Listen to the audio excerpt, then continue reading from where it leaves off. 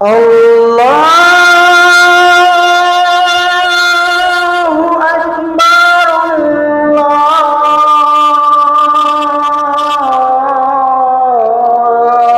Akbar, Allahu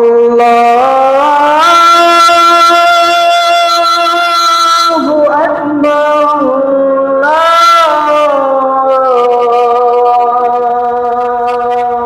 Akbar. Asyhadu an la ilaha illallah.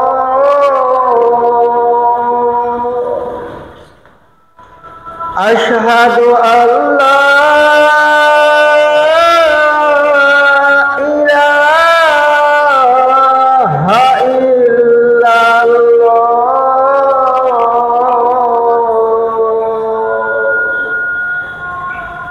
Asyhadu anna Muhammadar Rasulullah.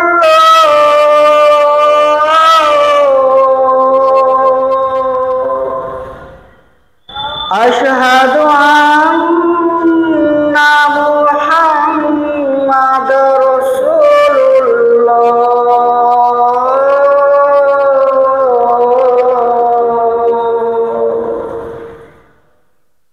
Hayya 'alas shalah.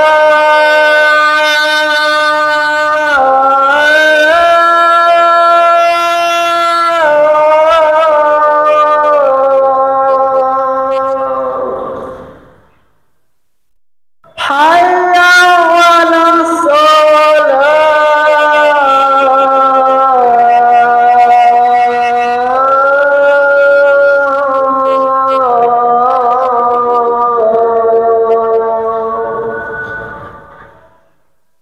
Hayya 'alal falah.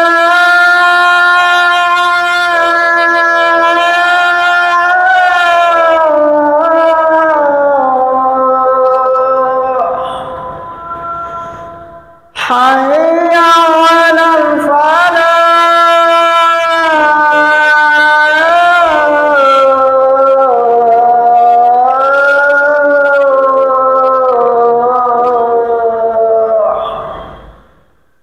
Allahu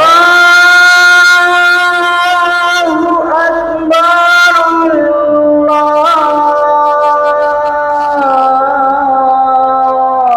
Allahu Akbar. La ilaha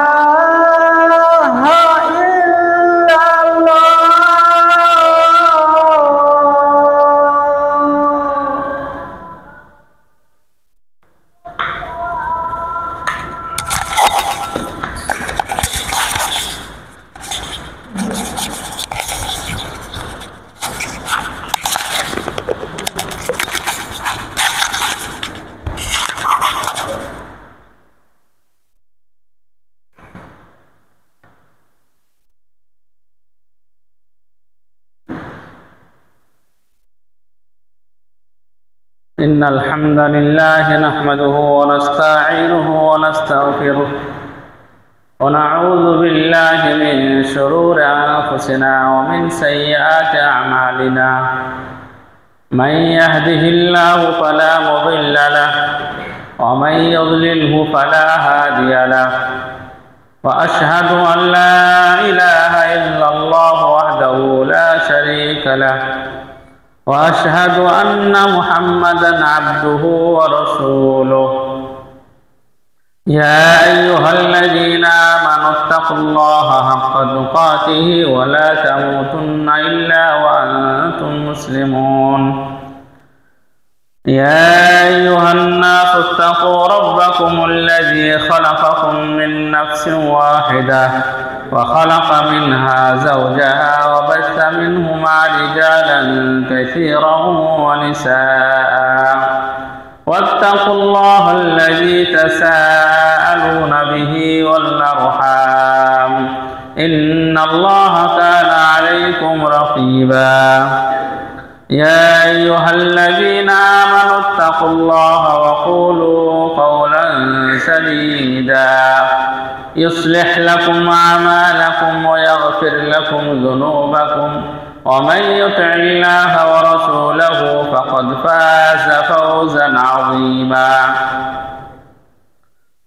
أما بعد فإن خير الحديث كتاب الله وخير الهدي هدي محمد صلى الله عليه وسلم وشر الأمور محدثاتها وكل محدثة بدعة وكل بدعة ضلالة وكل ضلالة في النار. أعوذ بالله من الشيطان الرجيم. بسم الله الرحمن الرحيم. قاف القرآن المجيد بل عجبوا أن جاءهم منذر منه فقال الكافرون هذا شيء عجيب أئذا متنا وكنا ترابا ذلك رجع بعيد قد علمنا ما تنقص الأرض منهم وعندنا كتاب حفيظ بل كذبوا بالحق لما جاءهم فهم في أمر مريج أفلم ينظروا إلى السماء فوقهم كيف بنيناها وزيناها وما لها من فروج والأرض مددناها وألقينا فيها رواسي وأنبتنا فيها من كل زوج بهيج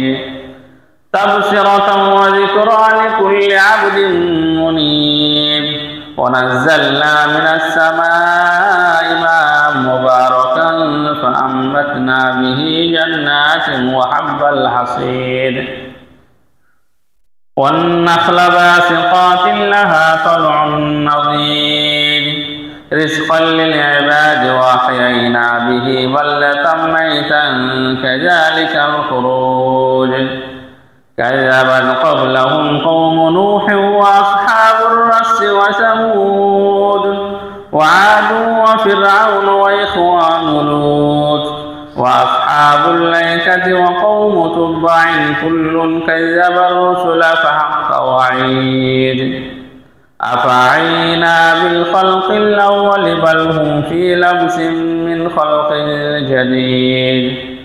أعوذ بالله من الشيطان الرجيم. تبارك الذي بيده الملك وهو على كل شيء قدير الذي خلق الموت والحياة ليبلوكم أيكم أحسن عملا.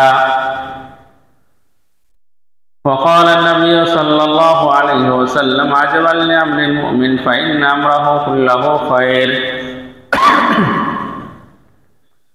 সমস্ত প্রশংসা মহান রব্বুল আলামিনের জন্য দরুদ ও সালাম অবতীর্ণ হোক শেষ নবী বিশ্ব নবী মুহাম্মদ সাল্লাল্লাহু আলাইহি ওয়াসাল্লামের উপর। আল্লাহুম্মা সাল্লি আলাইহি আল্লাহুম্মা বারিক আলাইহি।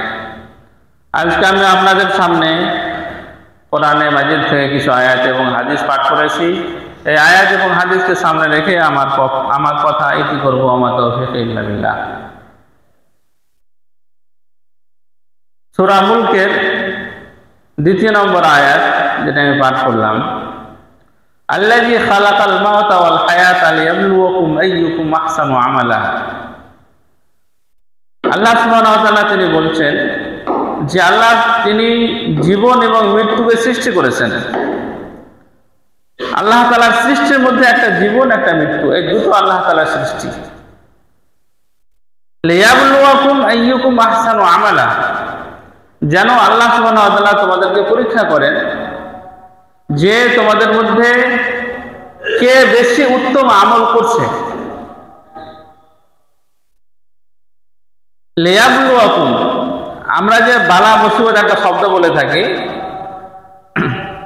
এই শব্দ থেকে ওটা বের হয়ে এসছে বালা। কোরআনের মধ্যে বালা অনেক জায়গাতে এসছে, মুসিবা শব্দ অনেক জায়গায় এসছে। ওমা আসাবাকুম মিন মুসিবাতিন ফাবিমা কাসাবাত আইদিকুম ওয়া ইয়াফু আন কাসীর, যে তোমাদের উপরে যা কিছু বালা মুসিবত আছে তার কারণ হচ্ছে যে তা তোমাদের কৃতকর্মের ফল, আর আল্লাহ সুবহানাহু ওয়া তাআলা অনেক কিছু ক্ষমা করে দেন। এই পৃথিবীর মধ্যে প্রতিটি মানুষের উপরেই আল্লাহ তাআলার তরফ থেকে পরীক্ষা হিসাবে বিভিন্ন ধরনের বালা মুসিবত আসবেই আসবে। বালা মুসিবতের অর্থ শুধু এই নয় যে কারো অ্যাক্সিডেন্ট হয়ে গেল, কে বিপদের মধ্যে পড়ে গেল, তার অর্থ এই নয়। এটা এক ধরনের বালা মুসিবত, কিন্তু তার থেকে বালা মুসিবত ওইটা বেশি বড় যে মানুষকে আল্লাহ সুবহানাহু ওয়া তাআলা যখন তাকে ধন সম্পদ দান করেন এবং সেই ধন সম্পদ পাওয়ার পরে সে ধৈর্য ধারণ করতে না পেরে বিভিন্ন পাপাচারে পা ফেলে যায়, বিভিন্ন পাপাচারের মধ্যে পড়ে যায়, এটি হচ্ছে তার জন্য বেশি বড় বালা মুসিবত। যেহেতু যখন মানুষের উপরে বিপদ আপদ আসে তখন সবাইকে ধৈর্য ধারণ করতেই হয়, সে মুসলিম হোক বা কাফির হোক, এক না এক স্তরে তাকে গিয়ে ধৈর্য ধারণ করতেই হয়। নিরাপদ সে তার কোনো রাস্তাই থাকে না, নিরুপায় হয়ে তাকে ধৈর্য ধারণ করতেই হয়। সে সাথে সাথে ধৈর্য ধারণ করুক বা পরে ধৈর্য ধারণ করুক, সে মুসলিম হোক বা কাফির হোক, সে মুমিন হোক বা মুনাফিক হোক, মুসিবত আসলে তাকে ধৈর্য ধারণ করতেই হবে, কোনো রাস্তা নেই। অ্যাক্সিডেন্ট বা বালা মুসিবত শুধু মুসলিমের উপরে আসে না, সবার উপরে আসে। আপনি হসপিটালে গিয়ে দেখুন মানুষের কি অবস্থা, রাস্তাঘাটে দেখেন কত রকমের অ্যাক্সিডেন্ট। কিছুদিন আগে আহমেদাবাদে যে প্লেন ক্রাশ হলো, সেই প্লেনের মধ্যে কি শুধু মুত্তাকিনরাই ছিলেন, তাদের উপরে বালা মুসিবত এলো? না, সবার উপরে।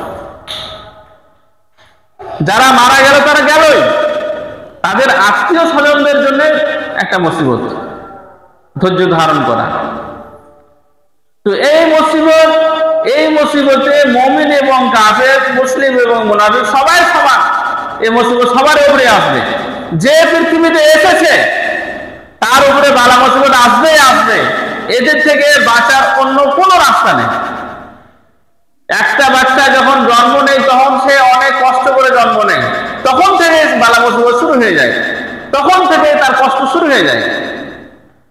কোনো মানুষ বলতে পারবে না যে সে পৃথিবীতে এসেছে কোনো বালা মুসিবত কষ্ট তার উপরে আসেনি, এমনি সে দুনিয়া থেকে বিদায় নিয়েছে, না।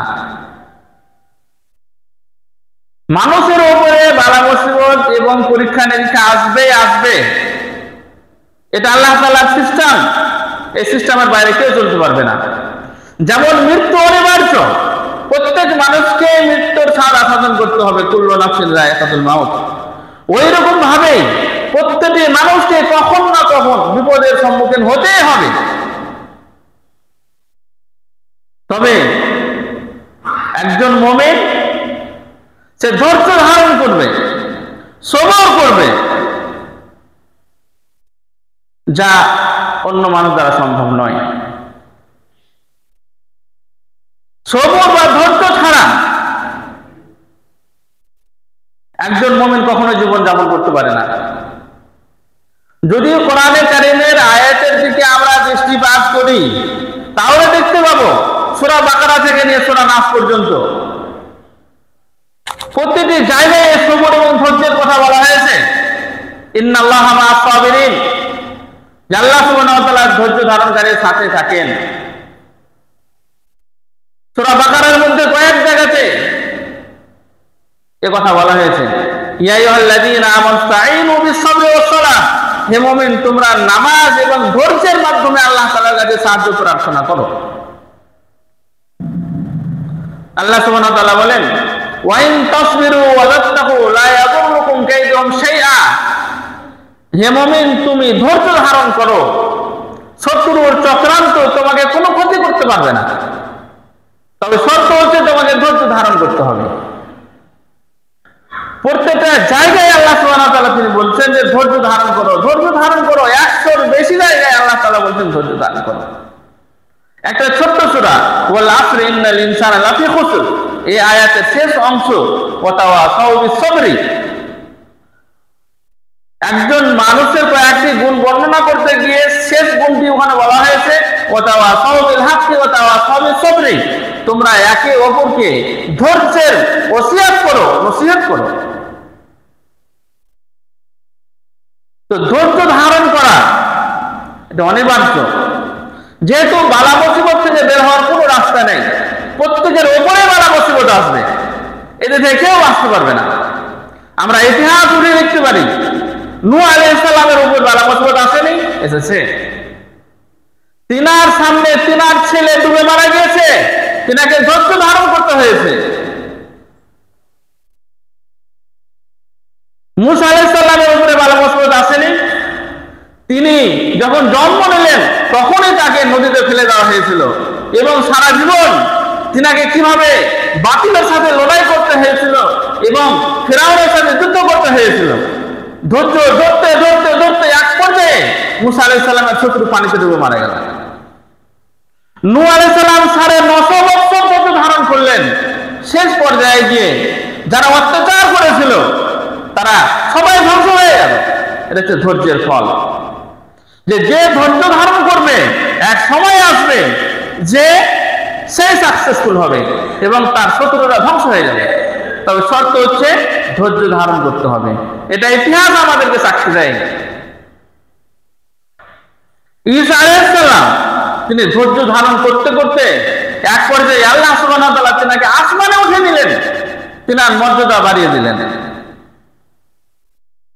অনেক সময় সে শহীদ হয়ে যেতে পারে।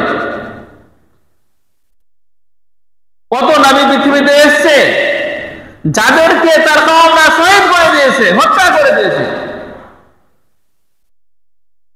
জাকারিয়া আলাইহিস সালাম তিনাকে আড়ি দিয়ে চিরা হয়েছিল, ইয়াহইয়া আলাইহিস সালাম তিনাকে হত্যা করা হয়েছিল, ইব্রাহিম আলাইহিস সালাম তিনাকে আগুনে নিক্ষেপ করা হয়েছিল, তিনাকে বিতাড়িত করা হয়েছিল নিজের গ্রাম থেকে, নিজের এলাকা থেকে। প্রত্যেকটা নবীর ইতিহাস আপনি উঠে দেখতে পারেন, তাদের সারা জীবন এই পরীক্ষা বালা মুসিবতেই ভর্তি।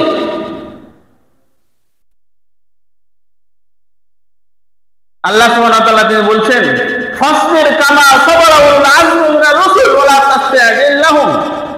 আমাদের শেষ নবী বিশ্বনবী মুহাম্মদ সাল্লাল্লাহু আলাইহি ওয়াসাল্লামকে আল্লাহ সুবহানাহু ওয়া তাআলা নির্দেশ দিচ্ছেন এবং বলছেন যে আপনি ধৈর্য ধারণ করুন, যেভাবে আপনার আগে আরো বড় বড় নবী এবং রাসূলরা ধৈর্য ধারণ করেছেন। ওয়া লা তাসতা'জিল লাহুম, এবং কাফের মুশরিকদের অত্যাচারের ব্যাপারে আপনি অধৈর্য হবেন না, ধৈর্য ধরেন, একদিন জয় আপনারই হবে। আমাদের নবী বিশ্বনবী মুহাম্মদ সাল্লাল্লাহু আলাইহি ওয়াসাল্লামের ইতিহাস আমরা দেখতে পারি যে তিনার জীবনটা সম্পূর্ণ এই বালা মুসিবতে ভর্তি। তিনাকেও নিজের দেশ ত্যাগ করতে হয়েছিল, তিনার সাথী সঙ্গীদেরকে তিনার সামনে হত্যা করা হয়েছিল। বিলাল রাদিয়াল্লাহু তাআলা আনহুকে মক্কার গরম মরুভূমি বালির উপরে শুইয়ে দেওয়া হতো এবং তার বুকের উপরে পাথর চাপিয়ে দেওয়া হতো। সুমাইয়া রাদিয়াল্লাহু তাআলা আনহাকে শহীদ করে দেওয়া হয়। আল্লাহ রাসূল সাল্লাল্লাহু আলাইহি ওয়াসাল্লামের চোখের সামনে এই সমস্ত ঘটনা। তিনি ধৈর্য ধারণ করলেন, 1 বছর নয়, 2 বছর নয়, সারা জীবন তিনি ধৈর্য ধারণ করলেন এবং তার ফল আমাদের সামনে। আল্লাহ সুবহানাহু ওয়া তাআলা আমাদের নবী সাল্লাল্লাহু আলাইহি ওয়াসাল্লামের পার্সোনাল জীবনেও তিনাকে পরীক্ষা করেছেন এবং তিনার জন্মের আগে তিনার পিতা মারা যায়, তিনি শিশু অবস্থায় ছিলেন, সেই সময় তিনার মাতা মারা যায়, আমিনা তিনি মারা যান যখন আমাদের নবী সাল্লাল্লাহু আলাইহি ওয়াসাল্লামের বয়স 6 বছর, এবং তিনার বয়স যখন 8 বছর তখন দাদা মারা যান। তিনার বয়স যখন আর একটু বাড়লো তখন তিনার বিয়ে হলো এমন একটা মেয়ের সাথে যে বিধবা, তার দুইবার বা 3বার বিবাহ হয়েছিল খাদিজা রাদিয়াল্লাহু তাআলা আনহার সাথে। এবং তিনার জীবন দশায় তিনার একটা একটা করে 6 জন ছেলে মারা যায়, 3 জন ছেলে এবং 3 জন মেয়ে। তিনার জীবন দশায় তিনার 4টি মেয়ের মধ্যে 4টারই বিবাহ হয়েছিল। কিন্তু তিনার জীবদ্দশায় তার মেয়েদের মৃত্যু হয়। রাসূলুল্লাহ সাল্লাল্লাহু আলাইহি সাল্লাম তিনি বলেন, তোমাদের উপরে যখন কারো মুসিবত আসবে, বালা মুসিবত আসবে, বিপদ আসবে, আমার বিপদকে দেখে তোমরা ধৈর্য ধারণ করবে। রাসূলুল্লাহ সাল্লাল্লাহু আলাইহি সাল্লামের ধৈর্য ছিল পাহাড়ের মতো। তিনার দাঁত ভেঙে দেওয়া হয়েছিল, তিনাকে তায়েফের ময়দানে রক্তাক্ত করা হয়েছিল, তিনি অবিচল হননি, তিনি কোনোদিন শিকায়ত করেননি, তিনি কোনোদিন নিজের বিপদের কথা তিনি আলোচনা করেননি, ধৈর্য ধারণ করেছেন।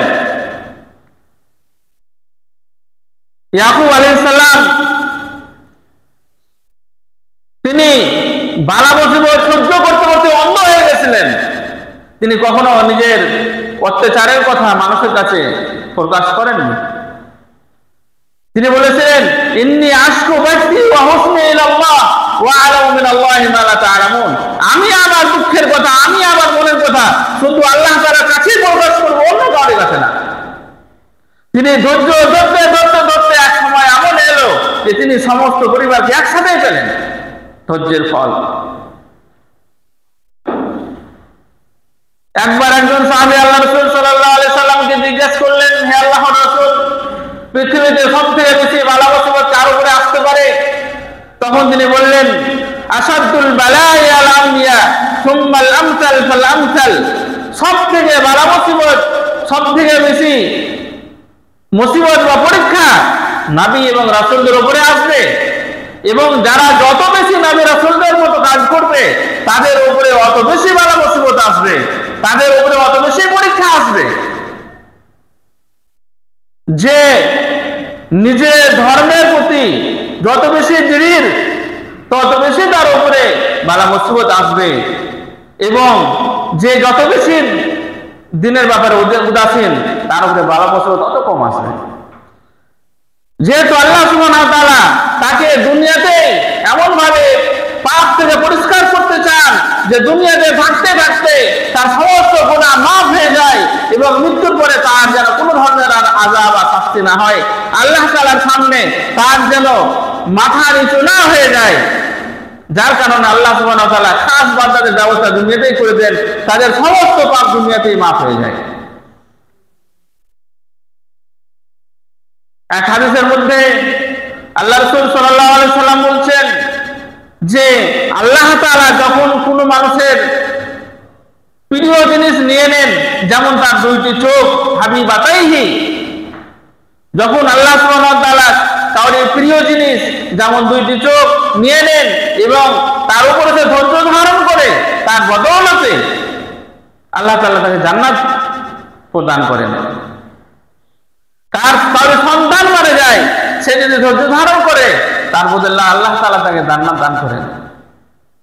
ধৈর্য ধারণকারীদের যে কত মর্যাদা কোরআনে কারিমের মধ্যে এবং হাদিসে বর্ণনা করা হয়, যেটা বলে শেষ করা যায় না।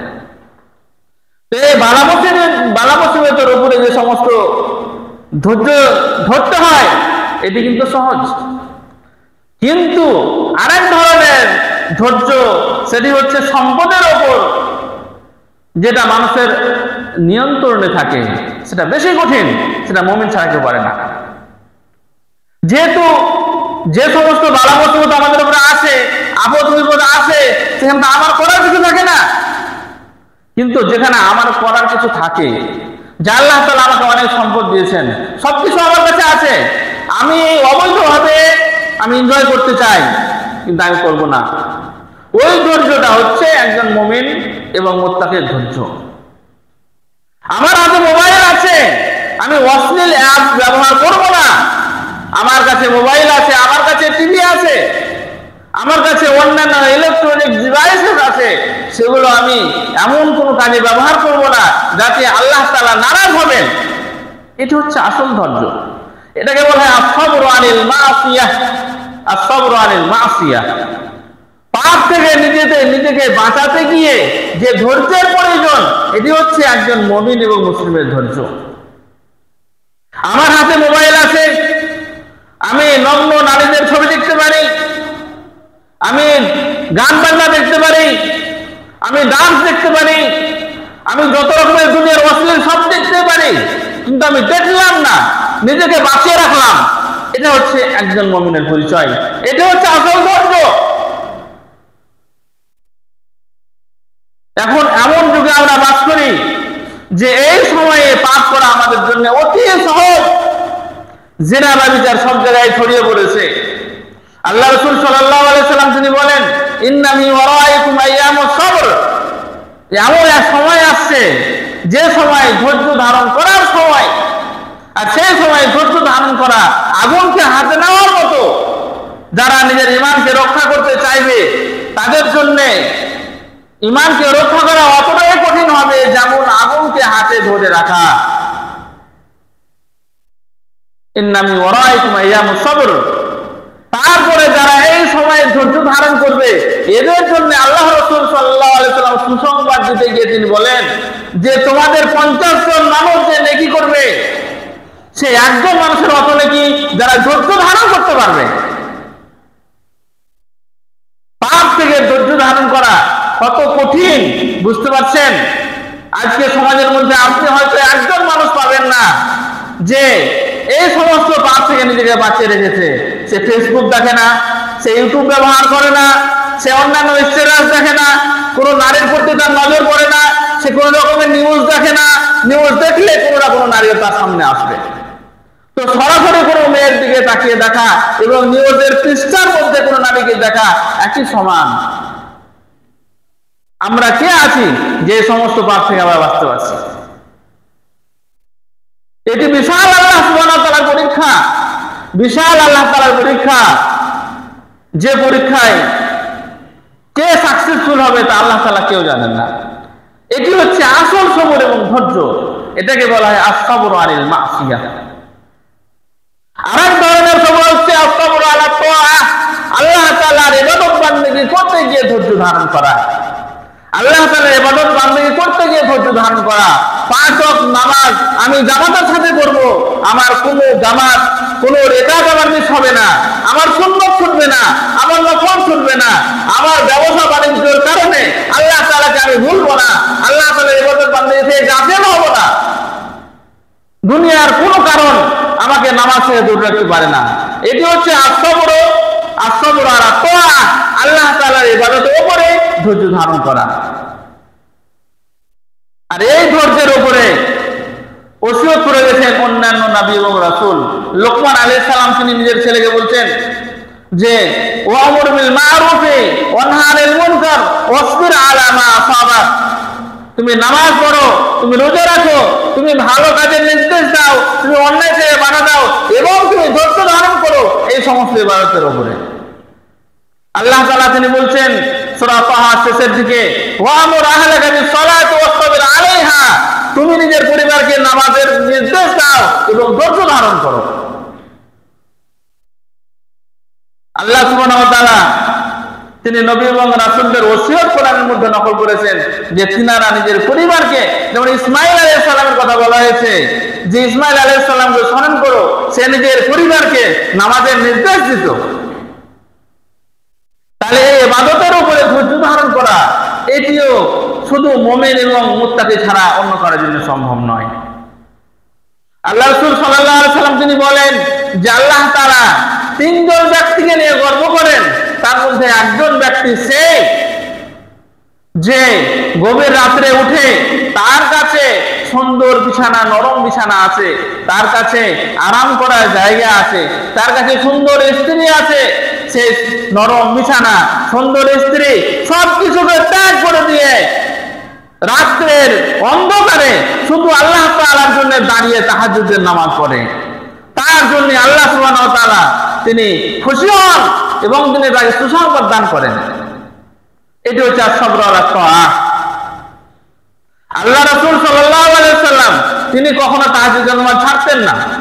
তিনি সারা রাত কখনো তাহাজ্জুদের নামাজ পড়তেন, কখনো অর্ধেক রাত্রে তাহাজ্জুদের নামাজ পড়তেন। নামাজ পড়তে পড়তে তিনার পা ফুলে যেত। মা আয়েশা রাদিয়াল্লাহু তাআলা আনহা তিনি প্রশ্ন করতেন, হে আল্লাহর রাসূল, আল্লাহ তাআলা আপনার আগেকার এবং পিছেকার সমস্ত গুনাহ মাফ করে দিয়েছেন, তার সত্ত্বেও আপনি কেন এত কষ্ট করছেন? দিনে জিহাদ করছেন, রাত্রে ইবাদত করছেন, ইবাদতে এমন যে দাঁড়িয়ে থাকার কারণে পা ফুলে যাচ্ছে। আল্লাহ রাসূল সাল্লাল্লাহু আলাইহি ওয়াসাল্লামের উত্তর ছিল, আফালা আকুন আবদান শাকুরা, আমি কি আল্লাহ তাআলার কৃতজ্ঞতা জ্ঞাপন করব না, আল্লাহ তাআলার শুকরিয়া আদায় করব না, যে আল্লাহ তাআলা আমার আগে কিসের গুনাহ মাফ করে দিয়েছেন, সে আল্লাহ তাআলার আমি শুকরিয়া আদায় করার জন্য নামাজ পড়ছি। তিনি এক এক রেখাতে সূরা বাকারা, সূরা আলে ইমরান, সূরা নিসা এই ধরনের সূরা তিনি এক রেখাতে পাঠ করেছেন, যা পড়তে আনুমানিক 5 থেকে 6 ঘন্টা লাগবে। এক এক রেখাত তিনি এত লম্বা হতো, তাহলে ভাবেন যে ইশারের পরে নামাজ শুরু করেছে তো ফজর পর্যন্ত নামাজ শেষ করতে সময় লেগেছে। আল্লাহ সুবহানাহু ওয়া তাআলা তিনি বলেছেন, হে নবী আপনি রাতের কিছু অংশে শুয়ে যান, তারপর থেকে তিনি কিছু অংশ শুয়ে যেতেন। শুধু তিনি একাই এই ধরনের আমল করতেন না, তিনার সাহাবায়ে কেরামদের মধ্যেও এই ধরনের ছিলেন যিনারা এইভাবে আমল করতেন। আমর ইবনে আস, আব্দুল্লাহ বিন আমর ইবনে আস রাদিয়াল্লাহু তাআলা আনহু, তিনি হয়তো 14 এবং 15 বছর বয়সের ছেলে ছিলেন। তিনি সারা রাত ইবাদত বন্দেগী করতেন, সারা দিন কোরআন পাঠ করতেন, প্রত্যেক দিন রোজা রাখতেন। আল্লাহ রাসূল সাল্লাল্লাহু আলাইহি ওয়াসাল্লাম তিনি ডাকলেন এবং বললেন, হে আব্দুল্লাহ তুমি এত বেশি কোরআন পড়িও না, তুমি এত বেশি রাত্রি জাগরণ করিও না, তুমি এত বেশি ইবাদত করিও না, যেহেতু তোমার উপরে তোমার শরীরের হক আছে, তোমার পরিবারের হক আছে, সবাইকে তার হক তার দিতে হবে, তার রাইট তাকে দিতে হবে। তো সেই সময় তিনারা ইবাদতের উপরে এমন ভাবে ধৈর্য ধারণ করতেন যে আরো মানা করতে হতো। আমরা যদি আমাদের ইমানের সাথে তাদের ইমান কম্পেয়ার করতে যাই, তাহলে আমাদের অবস্থা কোথায়, আমাদের অবস্থান কোথায় আমরা চিন্তা করেছি। তো ভাইরা আমার, ধৈর্যর এত গুরুত্ব, যার পথে আল্লাহ সুবহানাহু ওয়া তাআলা কেন বারবার বলেছেন, আমরা যদি ভাবি তাহলে বুঝতে পারবো যে আমাদের ধৈর্য কোন লেভেলের। আমরা নিজেদেরকে কোথাও কন্ট্রোল করতে পারি না, আমরা নিজের চক্ষুকে কন্ট্রোল করতে পারি না, আমরা অশ্লীল জিনিস দেখা থেকে নিজের চক্ষুকে কন্ট্রোল করতে পারি না, আমরা নিজেদের কান কন্ট্রোল করতে পারি না, অশ্লীল জিনিস আমরা শুনি, গান বাজনা আমরা শুনি, হাসি রহস্য শুনি, অইসলামিক কালচার সবকিছু আমরা শুনি, আমাদের নিজের কানকে আমরা কন্ট্রোল করতে পারি না। যার কারণে আমাদের অন্তরের মধ্যে পাপ জমতে জমতে জমতে কালো কুচকুচে হয়ে গেছে, আর এমন এমন স্তরে পৌঁছে গেছে যে অন্তরে আর ভালো বলতে কিছু বুঝে না। আল্লাহ রাসূল সাল্লাল্লাহু আলাইহি ওয়াসাল্লাম তিনি বলেন যে মানুষ পাপ করতে করতে তার অন্তরে এমন হয়ে যায়, কালকুজে মুজাখিয়ান শব্দটি হচ্ছে হাদিসে যে উল্টো কলসির মতো, উল্টো বালতির মতো। একটা বালতিকে যদি উল্টো করে রেখে দেন, আপনি যতই পানি ভরেন পানি হয়তো থাকবে না। তো ওই অন্তরকে, যে অন্তরে পাপ করতে করতে কালো হয়ে গেছে, সেই অন্তরের উদাহরণ আল্লাহ রাসূল সাল্লাল্লাহু আলাইহি ওয়াসাল্লাম তিনি ওই উল্টো কলসির সাথে দিয়েছেন। লা ইয়ারিফু মারুফান ওয়া লা ইয়ানকুরু মুনকারান, সে ভালো বলতে কিছু বুঝে না, মন্দ বলতে কিছু বুঝে না, তার যা ইচ্ছা তাই করে। যার কারণে আল্লাহ সুবহানাহু ওয়া তাআলা তিনি বলেন, ওয়ালাকাদ যারানা লি জাহান্নামা কাসীরাম মিনাল জিন্নি ওয়াল ইনস লাহুম কুলুবুন লা ইয়াফকাহুনা বিহা ওয়া লাহুম আ'য়ুনুন লা ইউসিরুনা বিহা ওয়া লাহুম আযানুন লা ইয়াসমাউনা বিহা উলাইকা কাল্লানা'আমি বাল হুম আযাল উলাইকা হুমুল গাফিলুন। আল্লাহ তাআলা তিনি বলছেন যে অনেক মানুষ এমন আছে যাদেরকে আমি জাহান্নামের জন্য সৃষ্টি করেছি, যেহেতু তাদেরকে আমি কান দিয়েছি, যা শোনার তা শোনে না, তাদেরকে আমি চোখ দিয়েছি, যা দেখার তারা দেখে না, তাদেরকে আমি অন্তর দিয়েছি, যা বুঝার তারা বুঝে না। উলাইকা কাল্লানা'আম, তারা চতুষ্পদ জন্তুর থেকেও নিকৃষ্ট, তারা জীবজন্তু থেকেও খারাপ। উলাইকা হুমুল গাফিলুন, তারা গাফিল, তারা উদাসীন। তো ভাইরা আমার, আমাদেরকে ধৈর্য ধারণ করতেই হবে, তাছাড়া কোনো উপায় নাই। বালা মুসিবত আসলেও ধৈর্য ধারণ করতে হবে, ইবাদতের বান্দেগীর ক্ষেত্রেও ধৈর্য ধারণ করতে হবে, পাপ কাজ থেকে বাঁচার ক্ষেত্রেও ধৈর্য ধারণ করতে হবে। এবং যে সমস্ত ফিতনা ফাসাদের মধ্যে আমরা পড়ি, আমাদের পরিবারের জন্য, আমাদের স্ত্রীর দুর্ব্যবহারের কারণে, আমাদের ছেলে মেয়েদের দুর্ব্যবহারের কারণে, আমাদের বন্ধু বান্ধবের দুর্ব্যবহার করার কারণে, সেইখানেও আমাদেরকে ধৈর্য ধারণ করতে হবে, অবিচল হলে হবে না। তাই আল্লাহ তাআলার কাছে দোয়া করি, আল্লাহ তাআলা আমাদেরকে যেন ধৈর্য ধারণ করার তৌফিক দান করেন, আমিন।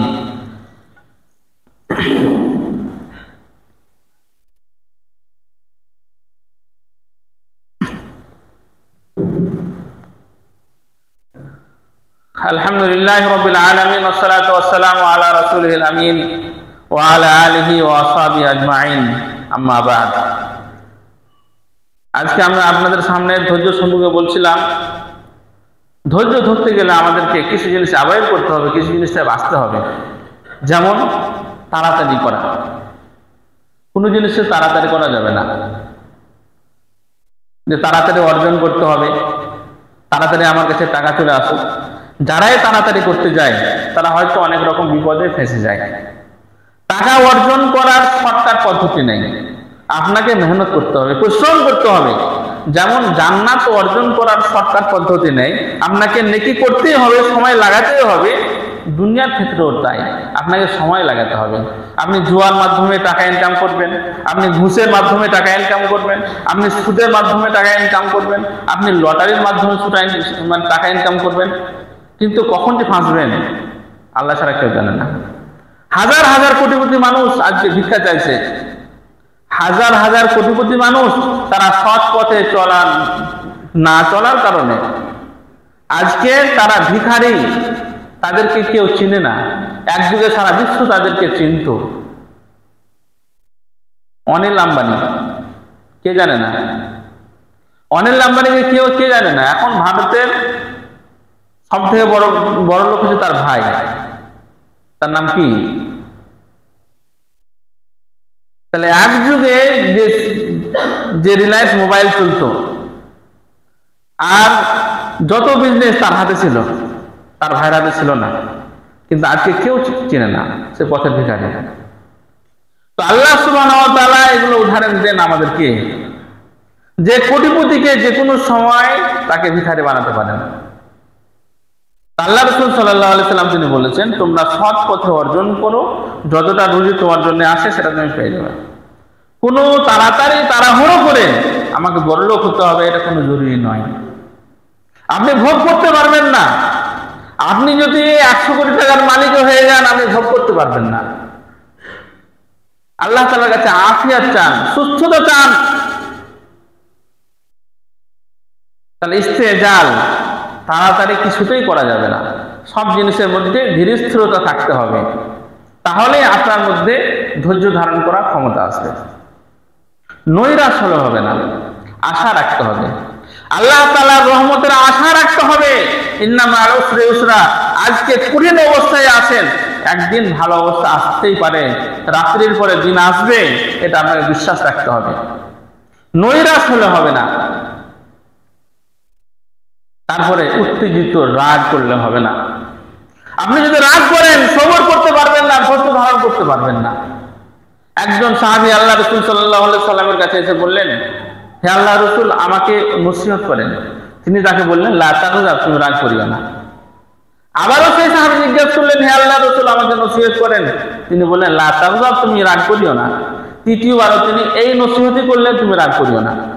তাহলে যে রাগ করবে সে ধৈর্য ধারণ করতে পারবে না। রাগ থেকে আমাদেরকে বাঁচতে হবে। তারপরে আল্লাহ তাআলার উপর বিশ্বাস। আল্লাহ তাআলা বলেন, ওয়া মান ইয়াত্তাকিল্লাহা ইয়াজআল লাহু মাখরাজা ওয়া ইয়ারযুকুহু মিন হাইসু লা ইয়াহতাসিব। যে আল্লাহ তাআলাকে ভয় করে, আল্লাহ তাআলা তার রাস্তা বের করবেন। যে কোনো মুসিবতের মধ্যে থাক, তার জন্য রাস্তা বের করবেন। সে কোনো কেসে ফেঁসে থাক, সে কোনো লোনে ফেঁসে থাক, বা সে যে কোনো ঝামেলায় ফেঁসে থাক না কেন, যদি আল্লাহ তাআলার ভয় তার মধ্যে থাকে, তাহলে আল্লাহ তাআলা তাকে সেই মুসিবত থেকে বের করবেন। আল্লাহ তাআলার উপরে বিশ্বাস থাকতে হবে। ধৈর্য ছাড়া না দুনিয়ায় আপনার শান্তি আছে, না আখিরাতে শান্তি আছে। সুইসাইড কারা করে? তাদের ধৈর্য নেই। কোটি কোটি টাকা থাকা সত্ত্বেও আজকে দেখবেন, নিউজ পত্রিকায় দেখবেন যে প্রত্যেকদিন হাজার হাজার মানুষ সুইসাইড করছে। তারা অভাবী এই জন্যই নয়, কোটি কোটি টাকার মালিক, শুধু ধৈর্য না থাকার কারণে তারা সুইসাইড করছে। তাই ভাইরা আমার, আমরা যে যুগে বাস করছি এই যুগে আমাদের ঈমান টিকিয়ে রাখা অনেক কঠিন, আর এই জন্যে নেকি অনেক বেশি।